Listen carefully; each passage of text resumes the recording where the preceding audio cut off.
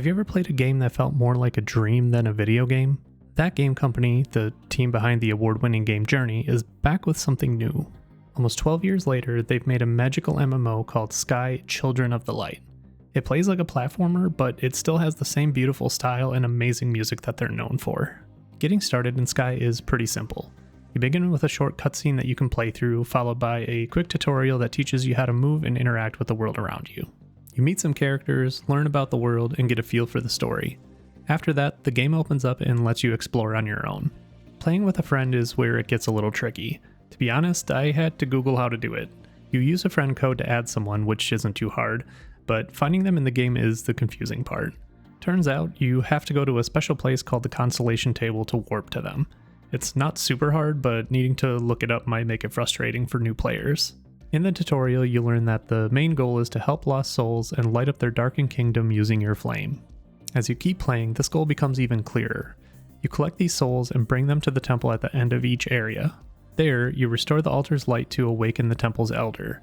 When you do this, the souls that you helped allow you to unlock rewards like new emotes, spells, which are basically powers, and cosmetics. When it comes to the story, I'll be honest, I have no idea what's going on. It's not very easy to follow.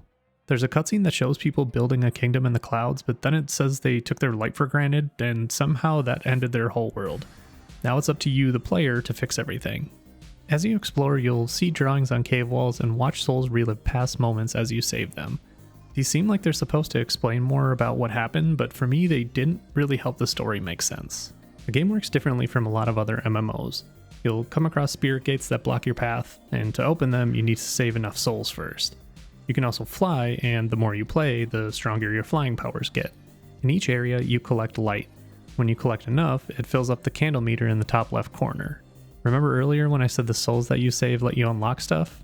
Well, candles are how you pay for those items. Candles are basically the game's money. You can use them for other things too, but I'll get into that later. Right now, I want to talk about something that really surprised me in this MMO. How you talk to people. Talking in Sky is weird. There's no world chat or local chat. Instead, you make little noises, like honks and beeps. There are special places called shared spaces where players can build little exhibits and leave notes for others to see. And if you're playing with a friend, you can use the in-game chat, but only with them. I think the game is trying to get players to connect in a different way, without using words. Or maybe it's just trying to avoid the usual mess of public chat in online games. Either way, it's a unique idea. Whether you think it's cool or kind of strange, it definitely stands out. One thing I noticed pretty fast is that the gameplay feels repetitive. You save some souls, restore the altar's light to wake up the elder, and then do it all over again. There are some small tasks along the way, like using your light to clean up weird, dark plants, and when you do that, the plants turn into butterflies.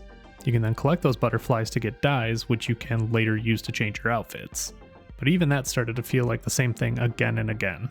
Since I don't fully understand the story and the tasks all felt so similar, it started to seem like there wasn't much else going on in the game. Like a lot of games these days, Sky has seasons, and each season brings a new quest line. The current season's quest feels a little different from the main story, but I'm not sure if that's always the case. Seasonal quests also come with special outfits and items, but you need to have the season pass to unlock some of them. Still, Sky seems to be a pretty popular game. When I played, there were almost 4,500 people online, and the 24-hour peak was just over 5,800. Even more impressive, the game's player base has stayed pretty steady since launch. The biggest day had 8,800 players, and that was over a year ago. A lot of games lose players fast after launch, but this one held on to over 5,000 players consistently over the last year. That's a really good sign that people are still interested in playing. And honestly, it's easy to see why people like this game. Sky is beautiful. That game company's art style looks amazing, and the music is just as good. The world feels fresh, unique, and unlike anything I've ever seen in an MMO. As I kept playing, I was always curious about what was coming next. Most MMOs let you walk or fly around, but Sky mixes those ideas in a way that feels special. Even though it's an online game, it still plays like a platformer in some ways, which makes it stand out. A couple of cool features in Sky are the ability to leave notes or creating shared spaces. These are spots where players can leave notes for each other. I'm not sure how the game checks or controls what people write, but most of the messages I saw were really positive. Some were written in other languages, and a few didn't make a lot of sense, but it was still fun to read them. The idea that players take time to leave these messages for others is really neat. I haven't seen that in many games before. Have you? Let me know down in the comments. Lastly, I want to talk a bit more about how you move around. Earlier I said that you can walk or fly like in other games, but in Sky it feels way smoother. You can slide down hills, walk, and take off flying almost like it's one single motion. And as you level up, your flying gets better too. You can fly further and stay in the air longer as you progress through the game. For everything I liked about Sky, there were just as many things that I didn't. One of the biggest issues for me was the story. I know the game is meant to be simple and there isn't much talking or text to explain what's going on, so maybe you're supposed to figure things out later on. But I never really felt like I knew what was happening, and that made it hard to stay connected to the game. What's strange is that the seasonal questline did have more text and made more sense. Even though I might have missed some backstory, I understood what was going on there. It made me wonder why the main story couldn't be told in a similar way. Earlier I said I like the shared spaces where players can leave notes, and I do, but they can also get in the way.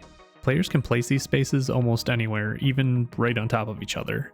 If that happens, it might block somebody else's space or make it hard to do something important nearby. Like if you're trying to catch butterflies or light a torch, you might accidentally open a shared space instead. It gets annoying quickly. Something else I didn't love was the way that the game handles friend interactions. If you want to do something like use a high five emote with a friend, you have to spend a candle. A level 2 high five costs 4 candles. A hug costs 2 candles. Sending a gift? That's 3 candles. I'm sorry, but using in-game money just to high five someone is kinda crazy, especially when candles can be bought with real money. Maybe it gets easier to earn candles later on, but I still don't think simple emotes with friends should cost anything. And finally, even though I've already mentioned it, the gameplay just feels too repetitive. Sure, collecting souls and lighting altars in each zone changes a little each time, but it still feels like the same thing over and over. By the end, I was honestly just waiting for my review time to be up. I wanted to like it more, but there just wasn't enough to keep me hooked. And that brings me to the fun factor. At first, Sky looks and sounds amazing. The world is beautiful, the music is calming, and the way that you play it feels really different from other games. But after a while, that excitement starts to fade. Some players might enjoy how calm and consistent the gameplay is. For me, it was just too repetitive. I kept hoping that as I moved into new areas, something cool or surprising would happen, but even though the zones got bigger, the way you played stayed exactly the same. That's why I don't think I would return to this game. The seasonal questline did seem a little more interesting, but each season lasts around 9 to 11 weeks. So if you like to move through content quickly, you might get bored waiting for something new. Plus, I have a feeling that seasonal quests would feel better if you already finished the main story, and that part kind of felt like a chore to me. All in all, this game has a really unique look that will catch the eye of anyone looking to check it out on its various available platforms. And even though the gameplay is different from your typical MMO, that doesn't always mean it's exciting. After a few hours with the main story, I felt like things didn't change much. Some players might enjoy the simple and calming style, but others might wish that there was more variety. That's why Sky Children of the Light gets a 5 out of 10, placing it in B tier. If you're thinking about trying Sky Children of the Light, I've added links to the store pages in the description. If you like this video or agree with the B tier rating, hit that like button. If you have a free-to-play game that you'd like me to review, or if you plan to play Sky Children of the Light, let me know down in the comments. Also, don't forget to click the video link on your screen, because the next game might be your new favorite.